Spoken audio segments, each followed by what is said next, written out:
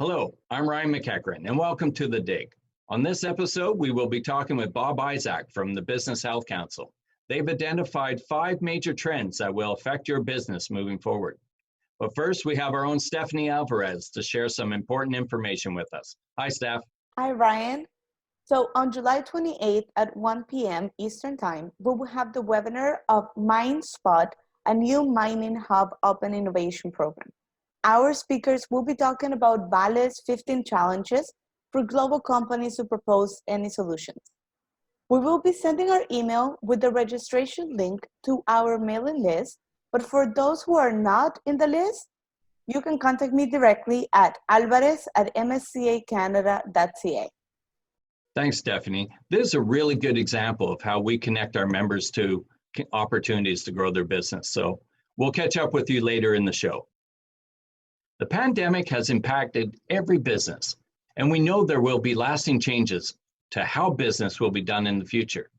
But trying to find a credible source in the sea of misinformation is a real challenge. While here at The DIG, we have found someone who is credible. Let's dig in now with Bob Izsak. Hi, Bob. Welcome to The DIG. Thank you for inviting me. Yeah. So tell us a little bit about this Business Health Council that you formed. It's a group of 11 subject matter experts that we gathered together back when we saw COVID hitting the shores of North America. We recognized at the time there was going to be some a major fallout with respect to the business environment, and we thought we'd try to do something about it as a collective. And so, yeah, and to that point, you've identified these 5 trends. We're calling them major trends. You've identified them as meta trends. But how did that even come about? Well, we thought that as boutique consultants, and there was a group of us. There were financial folks, accountants, marketing specialists, IT specialists, strategy, HR. We kind of thought that, what we wanted to do is give back to the community. Our future really depended on the survival of small businesses, the medium-sized businesses. And we recognized that planning coming out of this, the short term, the shutdown was going to be difficult for a lot of people because the environment was going to be substantially different. So the first thing we did is we tried to figure out, how's the environment going to be different? What are the big trends at play that are going to impact planning post-pandemic? So what we've got is we identified what we call the 5 meta trends. So the overarching trends. There are lots of little trends. There are hundreds of little trends. But there are 5 big trends that we've identified that if you're going to plan for this new environment that we're operating in, that you need to sort of think about and be cognizant of, and we call those the meta trends. And I think it's the 5 trends we're going to talk about today. Yeah, exactly. And so, why meta? Why well, meta is kind of a term that has been kicked around sometime before. It just refers to overarching or bigger. But the fact is, it's these big ones that have lots of little trends underneath them. That are really at play for a wider variety of industries. There may be some sub-trends very important to particular industries, but we've tried to cast a broad net that are going to impact all the industries in a very significant fashion. We've come up with these 5. Right. Okay. Well, let's maybe dig into these 5 meta trends that we'll just kind of talk about the top 5, and then we'll dig into a couple of them, because I know we could spend all day chatting about these. So absolutely, I'd be happy to do that, but I don't think we have enough time. So there's really 5, and these aren't necessarily in the order of priority, but they're a nice way to talk about them. The first one is protectionism, and that is, it's partly enabled by the business community, partly enabled by the political community, and that is there's a real move towards protectionism in North America, protecting our industries, but likewise other countries protecting their industries as well. That results in a different movement of goods and services cross-border, which is really important for your audience, for example.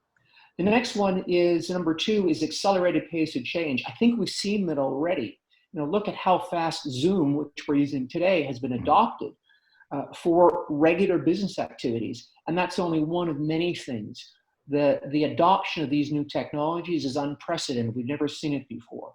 And so there are many different things we're adopting. Zoom is just a good example, but digital is another example, and there are many more, remote automation, for example. Right. But this accelerated pace of change is really dramatic.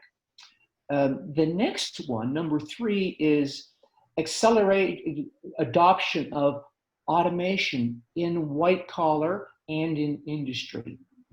And what I mean by that is more and more we have remote workers. What's happening is we want remote workers to have control over processes if they're a white collar industry or a service industry, or they want to have control over machinery, for example, if they're a printer, for example, remotely, or have access to them. So there's a real accelerated pace of adoption of automation. The next one is the accelerated pace of adoption of, and this is kind of the obvious one, is digital in retail and fulfillment, online sales, logistics. This is a really major change we've seen already. Sales forces are no longer able to travel. What do they do? How do you occupy these people? And so we as a community, as a business community, have done a number of things to accelerate the adoption of these technologies. I think, in truth, these accelerated pace of changes, they've been around for some time. We've been moving towards more digital. We've been moving towards more remote operation, remote access of our tools, facilities, processes. But it's the pace that's changed. It's hockey stick, if you will. The final one is maybe a little scary, but it's also a great opportunity, and that is the acquisitions and mergers and consolidations. We see that as being a big thing on the horizon. There are going to be a lot of winners. There are going to be some losers. There are going to be some people that invest in the right places and become strategic acquisitions. So we foresee these things happening also. And just a note to put on this, we see these things playing out in the next 1 to 2 years as the business community tries to adopt into and adapt into this new environment. Right. The other important thing to note is that it sounds as though this is all doom and gloom. The fact is, by kind of leaning into some of these things, there are some real opportunities to be had to become leaders in your industry, and that's very much available to both big industry and small industry. Right, right. Well, thank you. That's a great overview of these 5 trends. And as I said, I'm going to try and I want us to dig into a couple of them. And the first one was protectionism, specifically with supply chain disruption. I think everyone felt that, and so that we're what I noticed was that there's this change going from the driving down costs in your cost components of assembly or whatever it may be, with the assumption your supply of that was secure. Well, this is kind of almost turned on its head during the pandemic. So now it's about, let's get security of supply and a buildup of supply. But we all know that's going to increase costs, or it should, or it might. But then you've got to now look at other places to reduce costs to offset that. And that's where we'll get into a little bit later. Here's the automation piece, which is really, I think, a relevant one for our industry as well. So, with regards to that, is that the pandemic turning that into driving down those costs? Is that something else that you were seeing as well in all these observations? Well, it used to be that sort of the interconnectedness of our world was a very positive thing. It brought more goods and services. It brought lower cost items to our doorstep. But that now is being seen maybe as a threat to our health. So that is changing. The result is we're making some recommendations to companies as they start planning. The 2 big ones is to start planning for scenarios that your supply chains may actually dry up or change. And so that may play into price or may not, but start looking at these different scenarios of how things could work themselves out and be ready to mobilize one versus the other, depending on what happens politically or environmentally. Right. And sorry, go ahead. no, I was just, go ahead. No, please.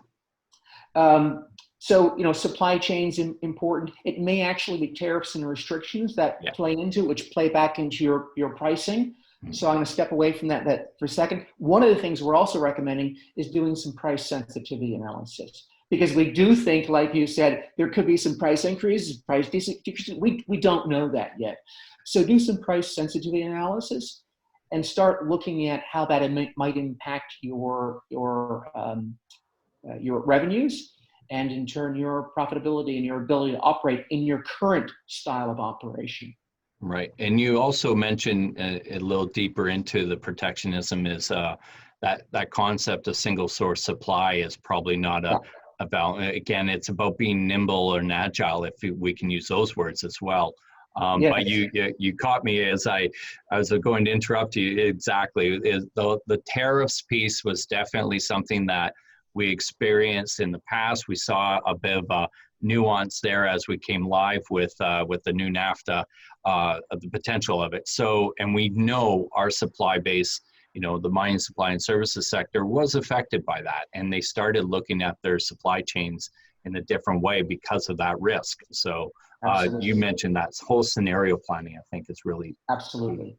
So we do recognize that there is a big movement away from single source supply. And that's also important to consider is, can you still do that? And it applies both ways, both for your inputs, but also your outputs. So you have to think about scenarios, both for the raw materials or the resources coming into your process, but also for the sales moving out. What does that mean to your customers?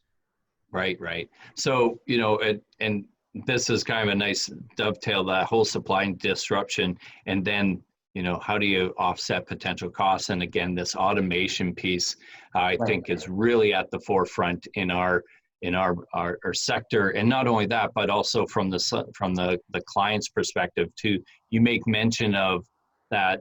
This also is about the mobility of the workforce, if you will. That we know in mining, we're seeing this desire to take the workforce away directly from the operation, where they can work remotely at almost control centers. Is that something that you'd like to elaborate on? Well, we're seeing that in a wide variety of industries where people can no longer access the building where they used to work. And so, or they access it, but on only a part-time basis. So there's you might be on a week, off a week. The situation is we're going to have, not only are we going to have, we're going to desire to have a fewer number of people at any particular location. One of the things about the meta trends that we've been talking about isn't just our reaction now to the immediate, but also our desire to remain strong in the future should this ever happen again. There's this coronavirus may not be the last one that hits your shores. And I think business leaders are going to say, well, how do I prevent this from hitting me so hard next time? So things like automation, really important, so that next time it happens, it's not a big deal. And likewise, you're going to get better valuation if you start thinking of these things now, and then you become a strategic acquisition, which plays back into that, option number 5. Those organizations that think about themselves differently, trend number 5. Those organizations that think about themselves differently are going to be acquired because they're going to become very, very important in minimizing risk in the future for the acquirer. Right, and I think that's an interesting or what I'm hearing through our conversation here too, is these aren't standalone trends. They're all very well interrelated in that regard. I know, especially kind of going back to this automation topic, we're seeing companies that are utilizing remote solutions to commission and service their product, because again, you just can't travel to these locations anymore. So they're being forced to really adapt and adopt. It's interesting you say that, because one of the other things we're recommending in the planning guide, is that you actually look at your entire value chain. And where you delivered value historically may not be where you deliver value in the future. And you're actually speaking to that. Being able to service equipment remotely, wow, that restructures your value chain quite significantly. And it makes you more attractive to customers. But it's something in the future we see a real need for. So yes, look at your value chain and think about how you're delivering your goods and services as well. Well, and that's probably also, you alluded to it. The Business Health Council was formed. It's basically you innovated out of this pandemic through this process and developing, and you've developed this guideline book. Now, again, we could talk for hours on this. So I know we only have a limited amount of time, but maybe we can touch on it and we can come back to it on another episode. But so now we've got these 5 trends. How can you help us navigate in terms of what we do now with this knowledge? When we sort of set out to try to develop a planning guide, we figured out that these 5 trends we thought that were going to be, and in fact, they're playing out that way. And then what we did is we developed the planning guide around these 5 trends to understand and embrace these things so that we could help companies plan for the future. So I'm happy to share that guide with you. I think we have a sort of major 7 steps of the planning guide, which we can talk about in the future. And these basically 5 trends play into them and what we're recommending companies do as they start planning for post-pandemic. Right, and just the information, knowledge about this it's free, if I'm correct. It is. The guide is available for free. It's both online or on businesshealthcouncil.com and .ca, as well as by contacting me directly. I'm happy to share it with you. Excellent, of course. And of course, your expertise is there if they need even a more deeper dive in helping hands. So yes, absolutely. Excellent. Well, Bob, it's been a real pleasure having you on the show. I think these, to your point, you've identified 5 trends that I see playing out in now and in the near future, and the more distant, more moderate future, if you will. So again, thank you very much for being on the show. It's a real pleasure, and I look forward to having you again to talk more about what the solutions are to these trends. Thanks so much, Ryan. And thank you for joining us on The Dig. But before we leave, let's bring back Stephanie and get an update on our upcoming show.